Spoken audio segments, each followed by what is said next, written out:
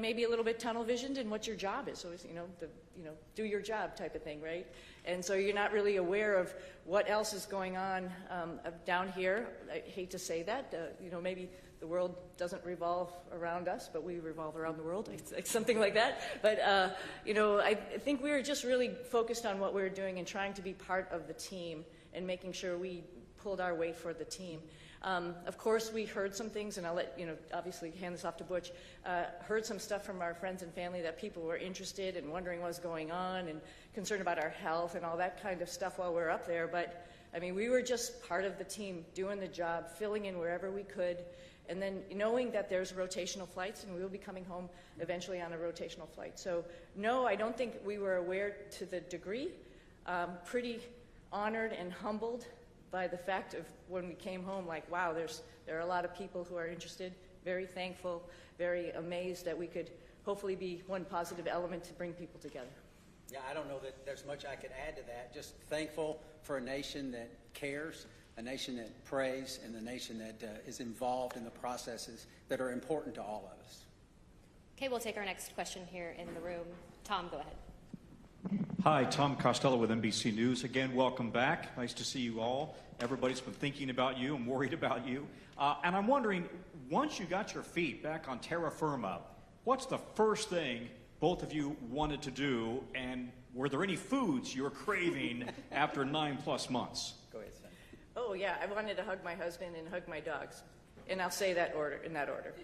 But maybe not. No, I'm just joking. But of course, food, something that's just like for home for me, like something that is very, reminds you of home. And my father was a vegetarian, so I had a good grilled cheese sandwich when I got home. So that reminded me of him. Yeah, certainly embracing the family again, but also the opportunity, and I've already said it a couple of times, is just to say thank you to a nation that got involved in all of this. It makes it special, not just for us, but for I think our nation as a whole. So thank you. All right, we'll take our next question right here in the front row. Thank you. My question's for Suni. When you first got off the plane in Houston, we saw you hug Zena Cardman, and there was a nice exchange. If you could describe what happened and your gratitude towards the crew members who stepped aside so that you'd have seats coming back. Yeah, it's a great observation, so thank you very much. Zena's awesome, Stephanie Wilson, awesome.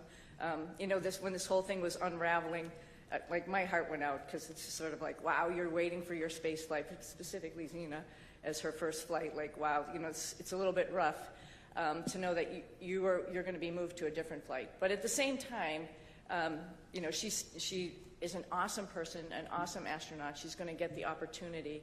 And, this just wasn't the right flight for her to be on at that moment in time.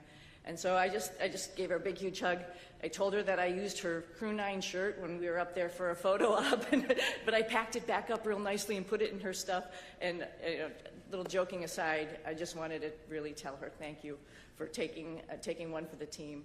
And that's what our office is about. But she needed to have that acknowledgement. Okay, we'll take one more question here in the room, and then we'll head to our phone bridge.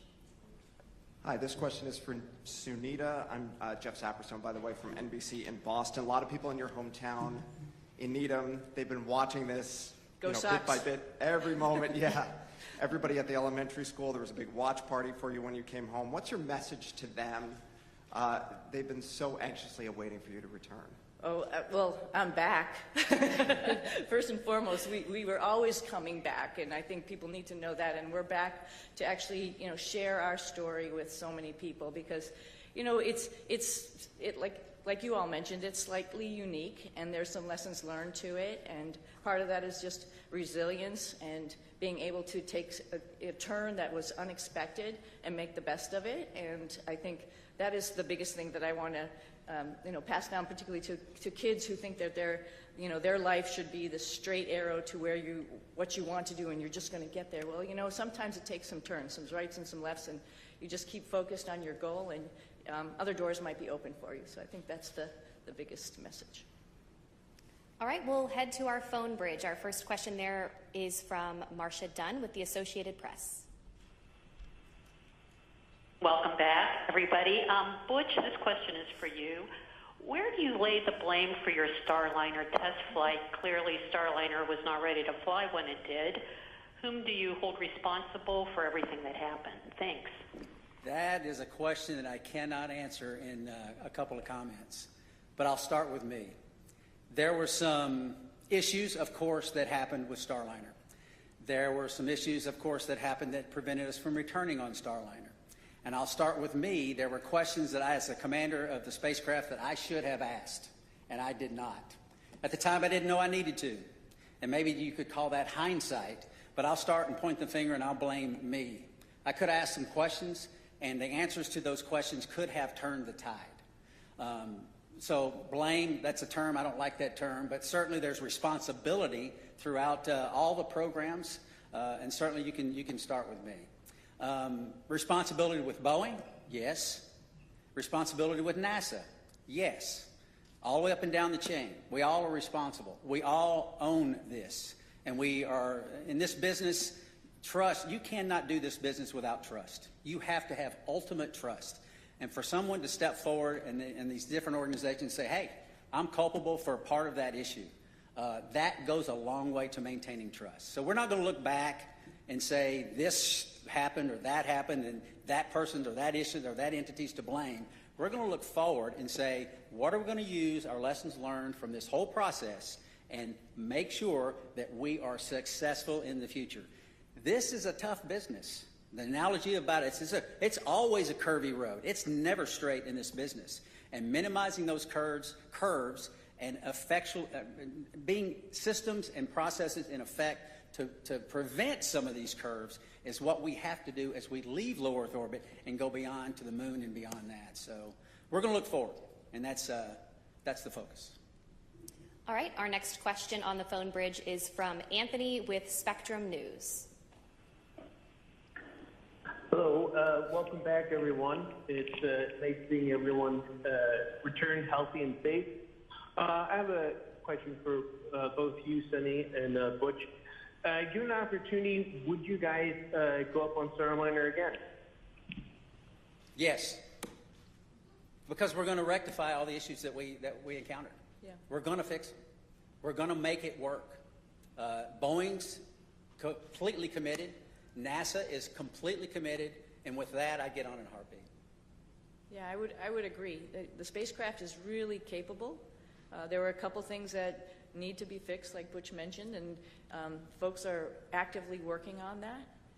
But it is a great spacecraft, and it has a lot of capability that other spacecraft don't have. And to see that thing successful and to be part of that program is an honor.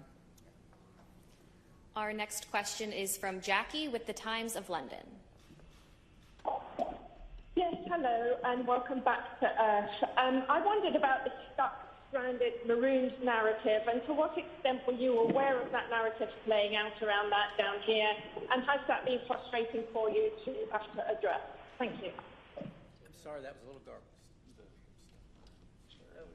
Oh, the stuck maroon narrative. We heard about that. Yeah, we heard about that. Somebody mentioned that. We've said this before. We had a plan, right? The plan went way off for what we had planned, but because we're in human spaceflight, we prepare for any number of contingencies because this is a curvy road. You never know where it's going to go. We prepare for this.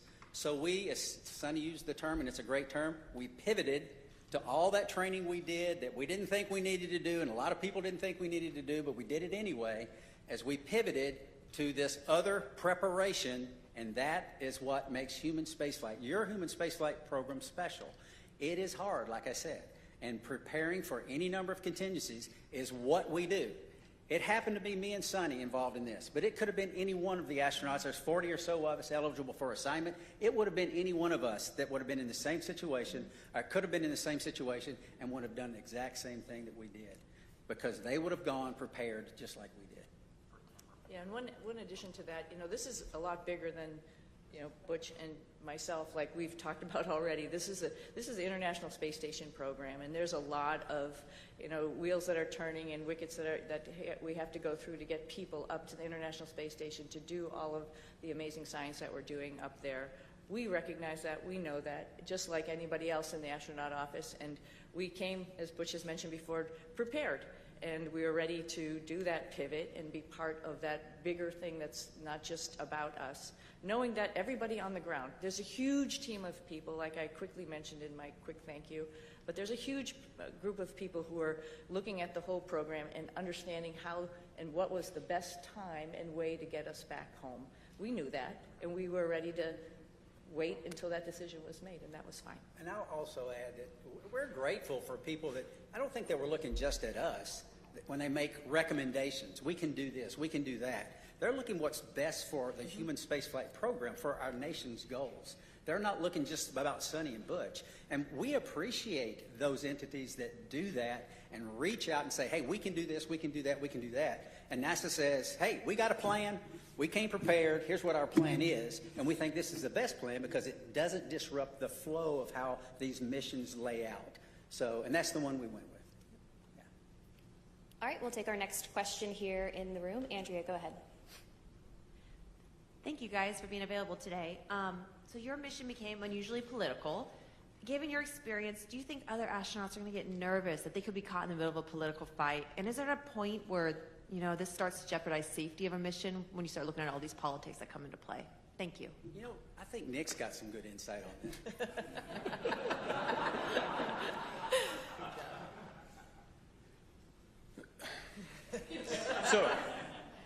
So the way I'd like to answer that is that when we're up there operating in space, you don't feel the politics, you don't feel any of that. It's focused strictly on mission. And you know, if I step back a little bit to the question before, Butch and Suni talk up here, they make it sound like, you know, well, you know, everybody figured out what they could do with us. The reality is they are highly skilled, very technically competent, and it took everything I had on every day to keep up with them as they're moving along. So they were more than just gap fillers on the station. They were productive, pushing the station mission forward.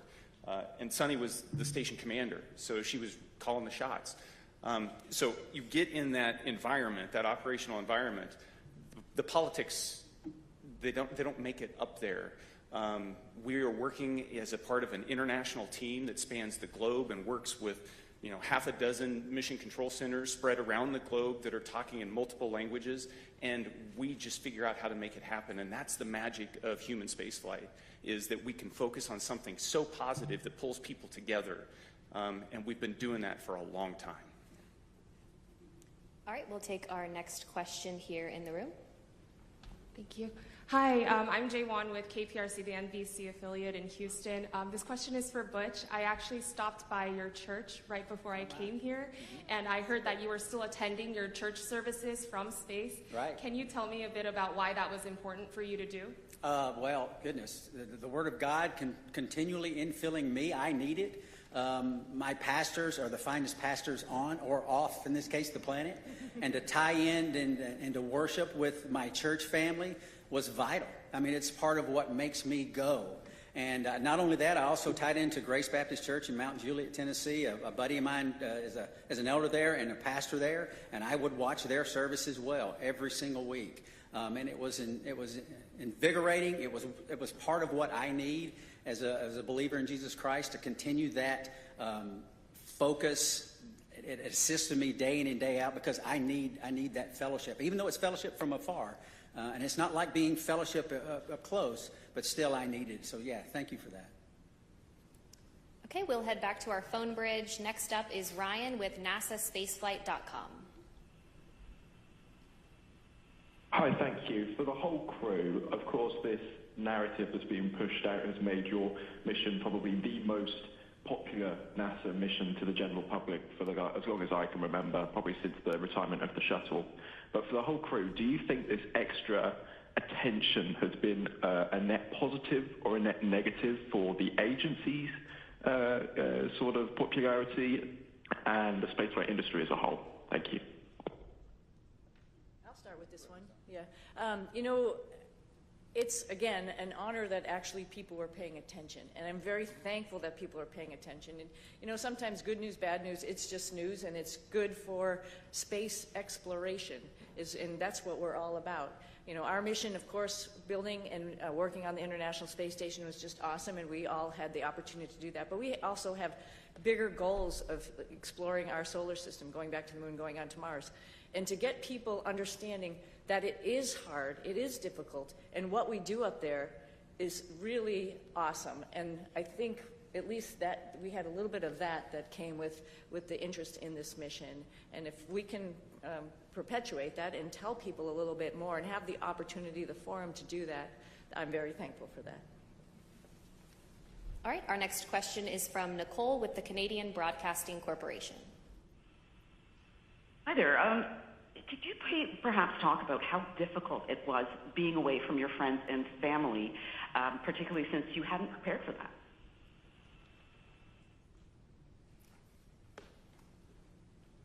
Difficult. Yes, I would say it was difficult. It wasn't in the preparation, but in my family, we talk about these possibilities. We discussed all of this. We never said we were going to be gone for 9 months, but it turned out that way. But the discussions we had, and it's not just discussions prior to the mission launch. This is the way we've trained our daughters from the time they were born, because their dad isn't a unique occupation, right? This is not the norm leaving the planet. And they understand that. And they, again, use that term, pivoted and got on board, understanding that this is part of what families and these type of businesses do. And it's not just in human spaceflight. This is military, armed forces, police forces, all across all different types of occupations that are involved in the possibility of extended stays away. And we're not unique in that. And so they understand that. They have friends that have parents in other areas where they've been involved in similar type situations, and all of that came together. And, the Lord's help, we persevered, and they persevered, and I can tell you, I am very proud of them. We'll take another question on our phone bridge and then head back into the room. Our next question is from Tom with Sky News London. Hello, thanks for taking my question. Congratulations on your extended mission and your safe return. Although the political situation around this is bringing a lot of attention to space and to the International Space Station, some of the statements that were made during your stay up there caused embarrassment to NASA, forced them to make corrections to statements. Now that you're back, did the politics around your stay make a difficult situation worse? I'm not sure I understand. I missed everything except for that last part. Yeah, you came in you were broken up just a little bit. Could you please try to repeat your question one more time? Yeah, I will. Yes. Can you hear me? I was asking whether, although the political wrangling around your extended stay in space brought a lot of attention to human spaceflight, some of the political statements raised caused embarrassment to NASA, forced to make denials about various things that were offered and not offered, and sometimes to your astronaut colleagues. Did the politics around your mission make a difficult situation worse? Yeah, thank you for the question. I talked about how the politics kind of, they don't make it up there when we're trying to make operational decisions. So as the commander of Crew-9, responsible for the safety of this crew and getting them back safely, I can tell you that the entire time up there, I launched with that singular objective of showing up to the station and having to integrate Butch and Suni into a crew with Alex and myself. And then we were planning, from day one to return toward the end of February. That all predicated on the fact that we would have a replacement crew show up and we'd have adequate handover with that crew before we left. That's important to maintain the mission of the International Space Station, to continue pushing research and exploration. And that was never in question the entire time. There were a lot of options that were discussed, and the ground team and the team on the ground, we've alluded to it a couple times already, is gigantic. and everybody was working with singular focus on how do we end the Crew-9 mission at the right time and maintain the safety and the success of the space station mission. And launching in September, given all the unique dynamics surrounding this mission, and coming back originally targeting the end of February and hitting the middle of March, that's pretty much on target if you look at the track record of human spaceflight. It's dynamic, it's challenging, the weather doesn't always cooperate, but we figure out how to make it work. All right, we will take our next question here in the room. DeLon Dillard, Fox 26 here in Houston. Welcome back to H-Town. Suni and Butch, both of you all have a long history of being active and athletes, but with that being said, obviously you all spent nearly 9 months in space. What does that recuperation and recovery process look like getting acclimated back here to Earth? I'll start. I can tell you we have a group of individuals, astronaut strength conditioning and rehabilitation specialists. And we are directly integrated with them day in and day out. They send us protocols to work out. And I can tell you, I'm not as young as I used to be, but I was stronger on space station doing more weight and more reps on exercises than I have in my entire life. Because this group of professionals work to get us stronger and stronger and stronger. We're trying to minimize muscle atrophy, minimize our bone loss. So if we go to other planets, the moon and other planets in the foreseeable future, that we will be able to function when we get there. It's a whole science built around this team of individuals that are working to help us better understand human physiology and what zero gravity does to it and how we can mitigate the effects of the bone loss and the muscle atrophy. So day in and day out, I worked out every single day. We went into quarantine on the 22nd of April. And starting on the 22nd of April, I never missed a single day of workout because your body can recuperate in zero gravity. It doesn't have the normal stresses of gravity on it all the time. So you work out real hard, you hurt for an hour, and it finally fades away and you're ready to go the next day. So I applaud those individuals. They are making huge gains in the preparation to go beyond low Earth orbit, and it's science that is taking place day in and day out and has for years, and we're still learning, and we're still progressing. Yeah, at like day 265 on the ARED, because it counts all your days that you go into a workout, I was thinking, I wish the hay was in the barn. But every single day, just like Butch is saying, you got to get on the machine and work out. And it actually is a really great stress relief to be able to have that time up there and run or bike or lift weights. It's really great. And the folks that Butch is talking about, along with the nutritionists, really are looking out for us and making sure that when we get back here to planet Earth with gravity, we'll be able to function. So yeah, it's an adjustment when we get back, and they're here right with us from day one when we landed, ready to evaluate us and see how we're doing, and then work on a protocol to get us back. And like I said, I sneakily went for a run yesterday, but that's all as a result of their hard work. Yeah, I mean, who would even imagine that you come back from 10 months in space, roughly 10 months, and within a week you run 2 miles at an 8-minute pace? I mean, that's not even conceivable that the body could handle that. But these folks get us ready to where those type of things happen. Okay, we'll take our next question here in the room. Yes, hello. I'm just wondering, there are a lot of people that depend on jobs here in the aerospace industry in the Houston area, 23,000 total. In the past, when there have been issues with NASA spacecrafts, there have been delays, and now we have another issue with the Boeing Starliner. Is there any concern that your issues with Boeing may delay future projects, future missions?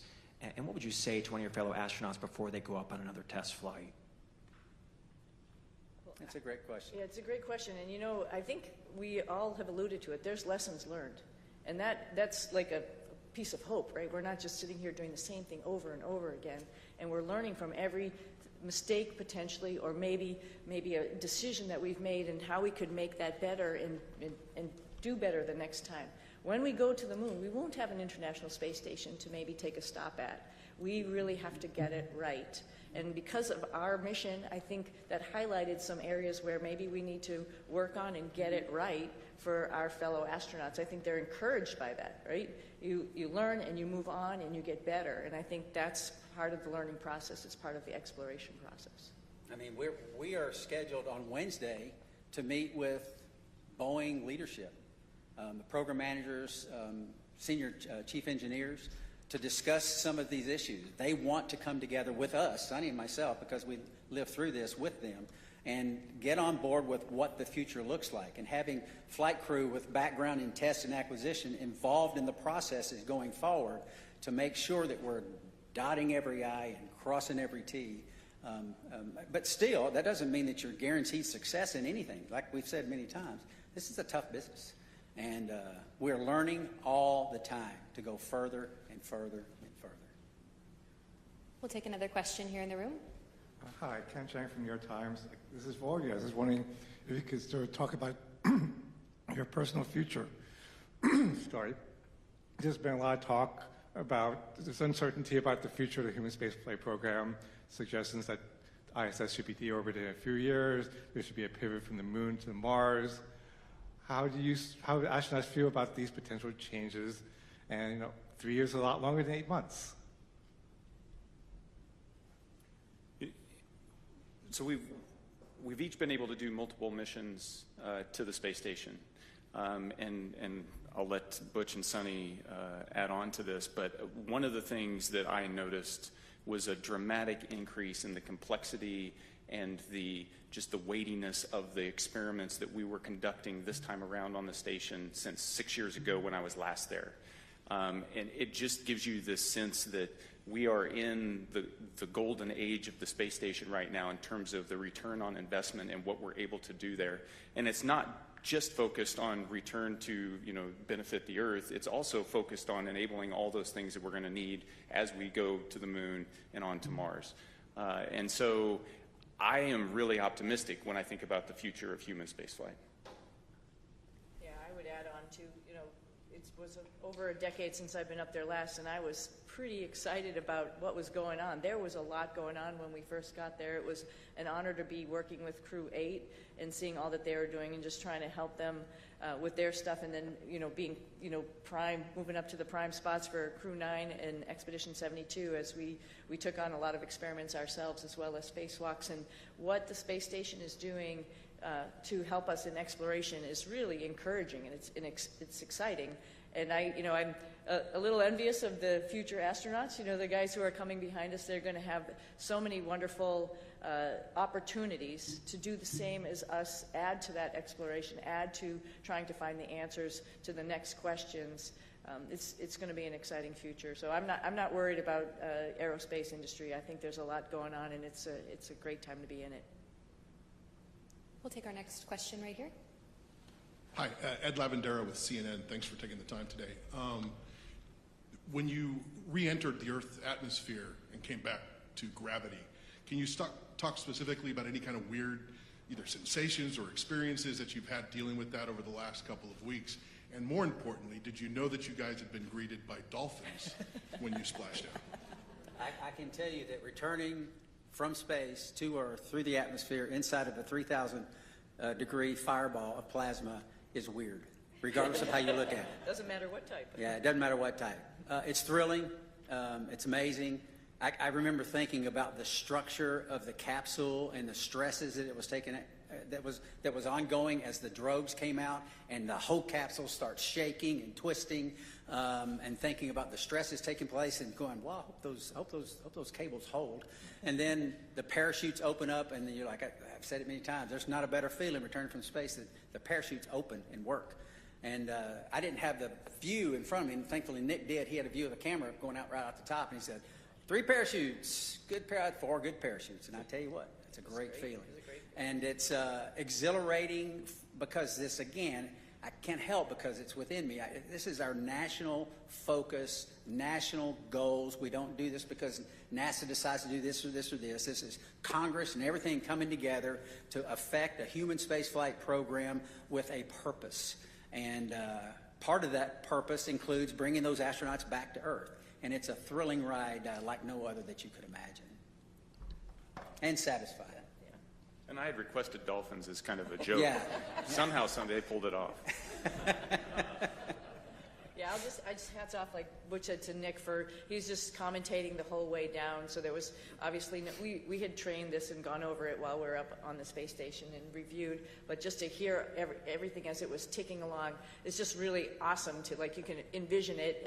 You had a display, I think there's a camera that goes up, right, to see it. And Butch and I both had a window on either side where we were, and I was watching through the window as much as I could, but then all of a sudden, with the heating, it glazes over, and then you can't see outside. A funny thing that happened, though, after you can't see, you can still sort of see through it. We knew it was daylight, and we knew the folks were coming out to rig the spacecraft, and I see a little tennis shoe sort of going in front of the window, so I'm like, okay, our friends are here getting us ready to get back on the boat, and that was pretty special, too. I didn't see a fin, though. I wish I had saw a fin. Okay, we'll head to our phone bridge. Our next question from Margaret Smith. Hi, everyone. This is Margaret Smith from Worcester, Massachusetts, the home of Robert Goddard, started it all. Thanks for taking the time today. And my question to both of you is, for those who maybe are not especially familiar or who may sort of question the need for the space station, can you all make the case for why that work is important? Why the space station is important? Oh, the space station is amazing, right? So just sort of like we've talked about a little bit earlier in this conversation, so we're doing a bunch of stuff like Butch alluded to, physiology, understanding what happens to humans as they're in space for a longer period of time. That brings in lots of science experiments in chemistry, in biology. Some of that stuff all comes back to Earth because we're doing some amazing stuff in the microgravity environment. Some of it is mirrored, for example, in our own human bodies. And so there's a lot of stuff that's happening for us, for exploration, for the humans, as well as for Earth. And then, as Nick alluded to, there's all sorts of systems and other things that we're testing up there to help us take those next steps to go back to the moon and onto Mars, figuring out all these exploration systems, including docking vehicles, like different types of spacecraft that we have up there, other types of commercial spacecraft that are coming up for resupply. That's all a huge program to get us to understand how we're going to take the next steps in exploration. I can't help also but talk about STEM. I mean, all of this is STEM, right? Science, technology, engineering, and math, and I'm hoping the work that we've done up there also encourages the next generation of kids to understand how important that is and how they can become involved. We did lots of experiments up there with kids and universities and companies, trying out new guidance, navigation, control algorithms and robots that were flying inside the space station, competitions, for example, for them.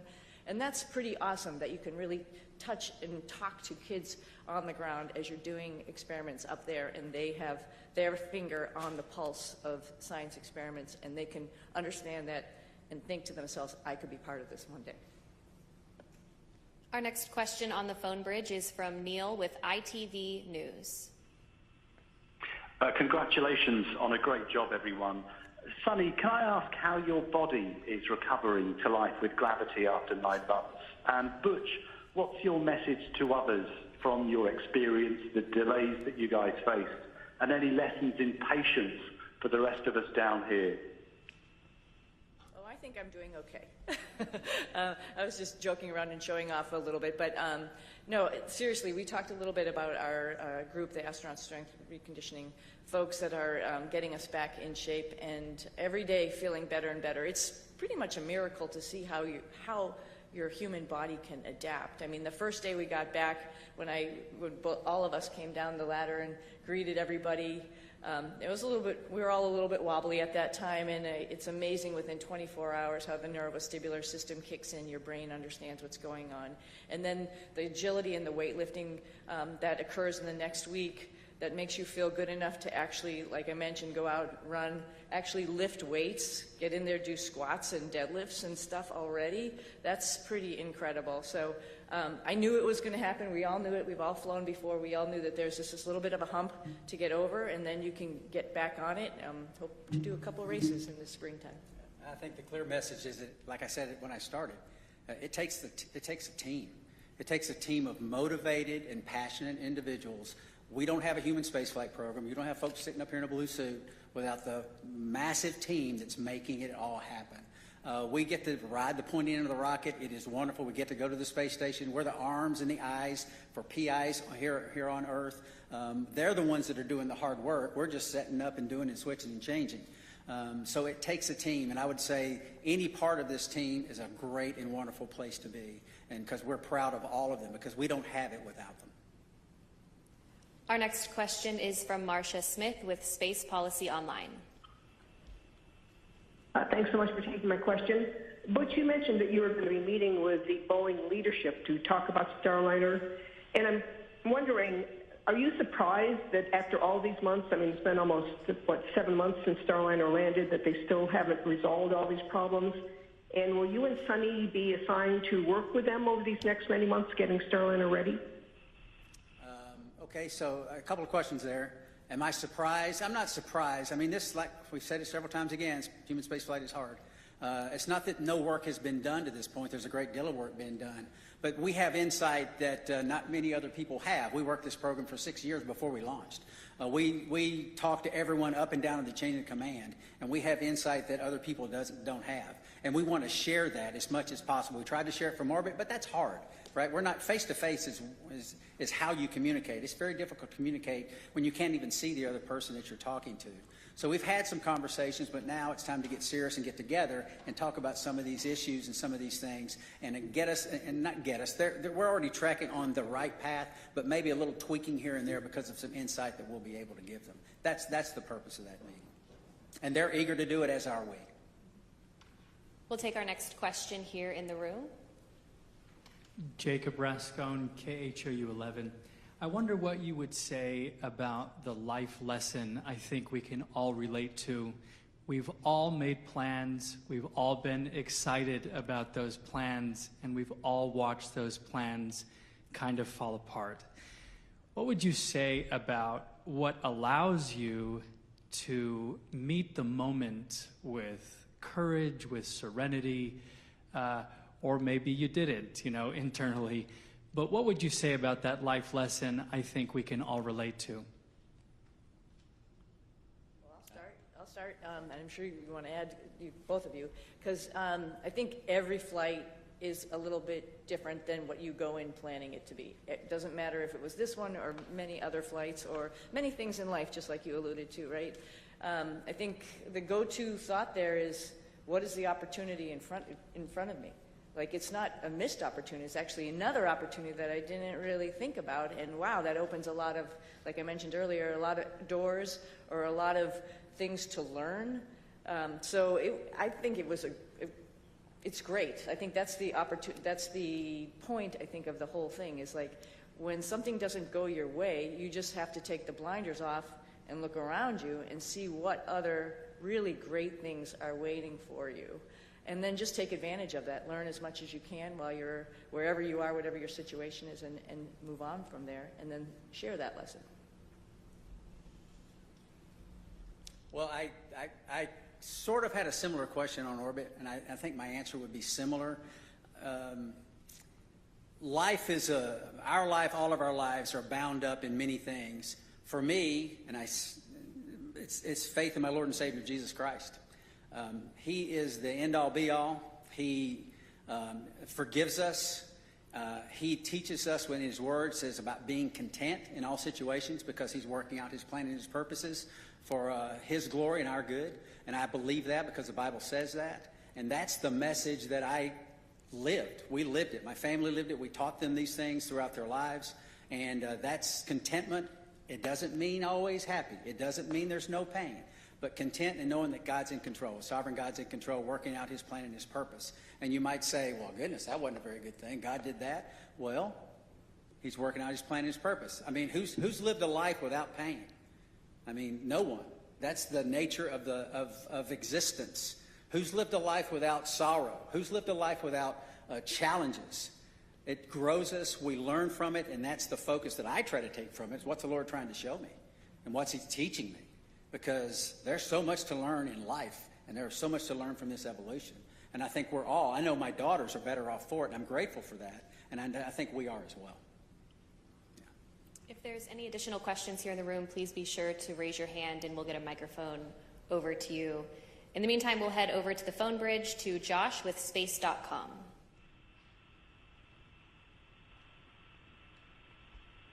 Hi, Josh Dinner. Thank you all so much for doing this.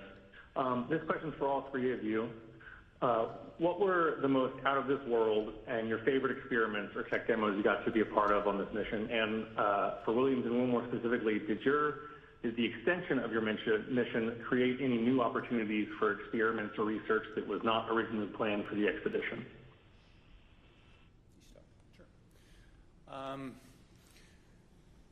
So while I was up there, we performed about 150 different experiments. Of those, the ones that you know the most about are the ones where you end up being one of the guinea pigs in the experiment.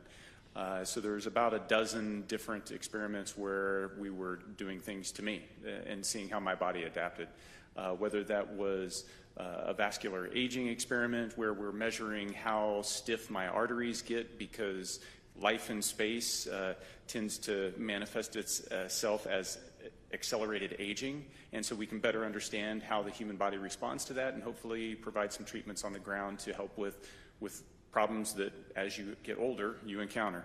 How our immune system works. Did a whole study on the immune system and how my body was responding. Life on orbit tends to suppress the immune system, and why does that happen? We're trying to understand that so that we can help design better treatments on the ground, but also understand how we can support crews that go deeper into space on longer missions. Probably one of the most shocking experiments. Butch and Suni got to watch me wire myself up to muscle stimulation pads and shock myself and trying to figure out how do we keep our muscles strong when we don't have access to all the equipment we have on the International Space Station, because as we go to the moon and on to Mars, that's a lot of extra mass, and if we can do it with smaller equipment, maybe that works. The side benefit of that is anybody that's been bedridden on the ground, that's also a treatment for how you can support somebody that's been kind of tied to a bed for a long period of time and help keep them healthy. So there's a benefit directly to the ground. That's three of them. They're all interesting. And I'm one of many subjects, and it takes years to get enough subjects to go through the space station to be able to generate enough data to draw some conclusions. And so that's why research up there takes a long time. But the value is clear. Just very briefly, there's some medications on Earth that work well with a certain age group, but the same medication doesn't work so well with another. So it's a capillary flow experiment to try to understand how that medication is flowing through our bodies, and maybe there's something we can figure out as to why those things are. And we're trying to figure that out. And that's very beneficial, obviously, to mankind, and may benefit some of our families one day.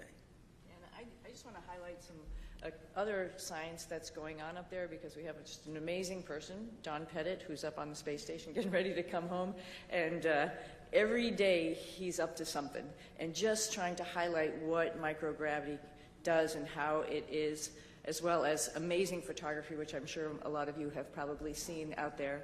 And the fact that he can take a picture of a red sprite or a blue jet and have a picture from the space station looking down on a lightning cloud is just incredible, and it enlightens all of us into what is actually going on in the universe. And that's just simply because he's curious.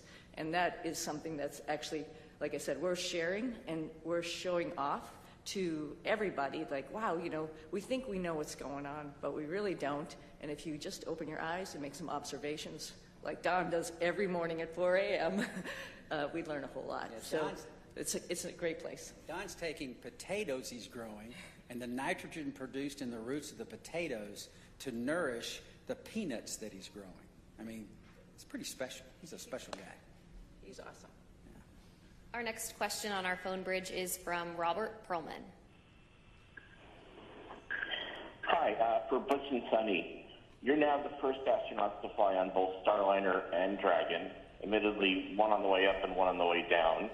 Was there anything about either spacecraft that you found you liked more about the other that stood out as a feature, especially in terms of crew amenities?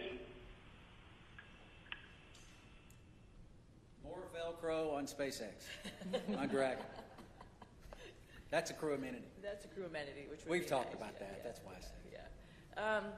Yeah. They're both unique, and they both have their purpose and made to do the same thing, but I think what's really cool is, give a problem to two different people and see how they solve it. Starliner is a really awesome spacecraft, like Butch had mentioned, with the integration of manual control as well as automation, as well as its vision systems. Dragon is a very comfortable spacecraft that tells you what it's doing, which is very nice versus having to interpret displays as we have done throughout the space programs with, former programs, including shuttle. So I don't know if I have a preference. Honestly, they're both great for different reasons. Our next question on the phone bridge is from David Curley. Thank you very much. Butch, you mentioned lessons learned. Suni, you mentioned earlier about the ability of the Starliner. When you meet with Boeing, what is the overarching message you'll deliver to the company? We don't have enough time to go into all that. If you understand the spacecraft that we have now, we got Dragon, we have Orion, and we have Starliner. In my opinion, Starliner has the most capability when you think about its ability to maneuver automatically, you think about its ability to maneuver manually in all phases of flight, and then we have a mode, if those modes have failure modes, we have a backup mode where we can go directly from controllers to the reaction control system jets and maneuver the spacecraft. There's no spacecraft that has all of this capability. I mean, I jokingly said a couple of times before we launched that I could literally do a barrel roll over the top of the space station. I would never do that, but you can in this spacecraft. It is very, very capable. If we can figure out a couple of very important primary issues with the thrusters and the helium system, Starliner is ready to go. We have to do some tests. We have to do some integrated tests. We have to bring it all together in a process of qualification that is not going to happen overnight, but it has to take place. And Starliner will be right in line with the number of missions that Dragon and affect what it is designed to do, and that's ferry crews to and from the International Space Station and cargo. And I think that very quickly we can get on that track, and that's part of the discussions that we'll have.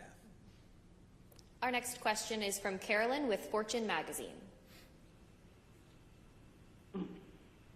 Hello, thank you, and welcome home. Can you share maybe any special times or conversations you've had just with family or friends since you've been home? Conversations you've had with family and friends since you've been home? Since we've been home. Well, for me, it's making plans. My family had been making plans while I was gone because we thought we were only going to be gone for about a week and a half, 2 weeks or something. And so there was definitely plans throughout the summer. There's plans throughout the fall.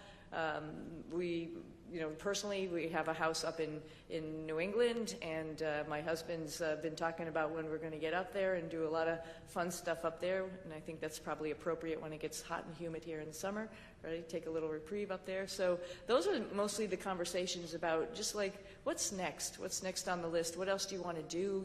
Where else in the world would you like to go see? Because when you come back from space, it's really hard to sit where you just are because there were so many amazing places that you saw, like Patagonia, for example. For me, it was like, there's a bigger bucket list that I had when I left, which is unfortunate for my family, but we're all going to, or fortunate for my family, we're all going to be taking some trips. So I think that's mostly the conversations about just being home and enjoying each other's company and going seeing new things. Yeah, I think when you've had this period of recuperation and getting back in the swing of life on Earth, it's pretty close as far as the people that you interact with, your family, folks at church. So I think my message, at least in the short term here, has been thank you for the support of us. Thank you for the support of my family. But then it goes beyond that to my home state of Tennessee. There's an immense amount of support by my family there and friends there and the whole state, as a matter of fact. Tennessee's a wonderful state. Put in my pitch for Tennessee. But getting up there eventually and relaying the same thank you to them and to, like I said, to a nation that cares and a nation that prayed. And this opportunity right now to say thank you to our nation, our wonderful nation. Our next question on the phone bridge comes from Utarish. Go ahead. Welcome, everyone. My question to Suni is that Indian Space Research Organization, ISRO, chief has said that India wishes to utilize your expertise in space exploration. So is there any scope of hope that we can see you working or collaborating with ISRO, that is Indian Space Research Organization, in future? And second part of this question is, while being in ISS and seeing India from space, is there any moment you would like to share? How does India look from space, Tony?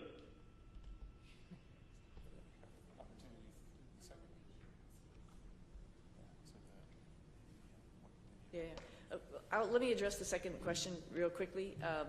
India is amazing. Every time we went over the Himalayas, and I'll tell you, Butch got some incredible pictures of the Himalayas. So just amazing. And you can see, like I've described it before, just like this ripple that happened, obviously when the plates collided, and then as it flows down into India, it's many, many colors. I think when you come from the east going into like Gujarat and Mumbai, the fishing fleet that's off the coast there gives you a little bit of a beacon that here we come. And then all throughout India, I think the impression I had was it was just like this network of lights from the bigger cities going down through the smaller cities. Just incredible to look at night as well as during the day, highlighted, of course, by the Himalayas, which was just incredible as a forefront going down into India. I hope, and I think for sure, I'm going to be going back to my father's home country and visiting with people and getting excited about the first, or not the first, but the Indian astronauts who's going up on the Axiom mission coming up. Pretty awesome. They'll have a hometown hero there of their own that will be able to talk about how wonderful the International Space Station is from his perspective. But I hope I can meet up at some point in time and we can share our experiences with as many people in India as possible, because it's a great country, another wonderful democracy that's trying to put its foot in the space countries, and we'd love to be part of that and help them along. Do you plan to take your crew members on that trip with you? Absolutely. You might stick out a little bit, but that's okay. We'll get you all primed with some spicy food. We'll be good.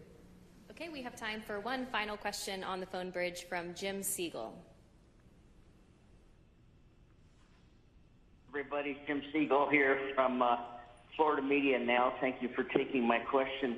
Butch and Suni, you missed a couple of holidays while you were back up at the International Space Station, Christmas and Thanksgiving. I wondered whether you have done or are planning to do anything special with your family and friends for those holidays. Thank you. I don't think we missed them. Right. I think we celebrated every single one. We actually had a reindeer that we built and rode like a bull. I don't know if you saw those pictures, but we celebrated in style. Trust me. Oh, yeah. And Nick was great because he came up anticipating that we were all going to obviously be there for those holidays. So he was like Santa Claus, had his little bag of goodies for all of us, and it was pretty awesome to have the holidays up there. It's pretty unique, and not many of us get to do that. So it was a lot of fun. But this holiday season will be special, for sure. Absolutely. Yeah. All right, that's all the time we have for today. Thank you for joining in on our news conference today, and thank you for your continued interest in NASA's SpaceX Crew-9 mission. We'll see you next time.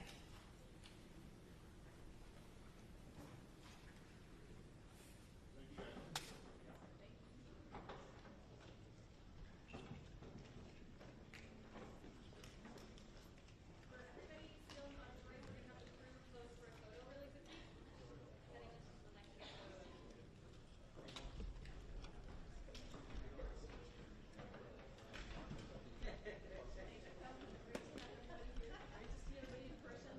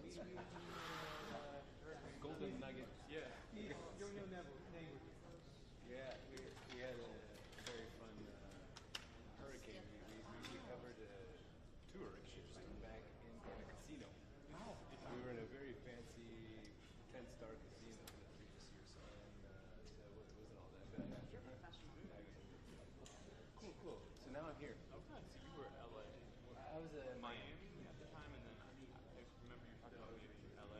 I had a flight for LA, and then I pulled out at the last minute. LA was an office. So I almost went at the last minute. Twice I had Bangkok. I had it. Miami. Anyway, but yeah, so we'll be working definitely more together and quite soon too. It's already started.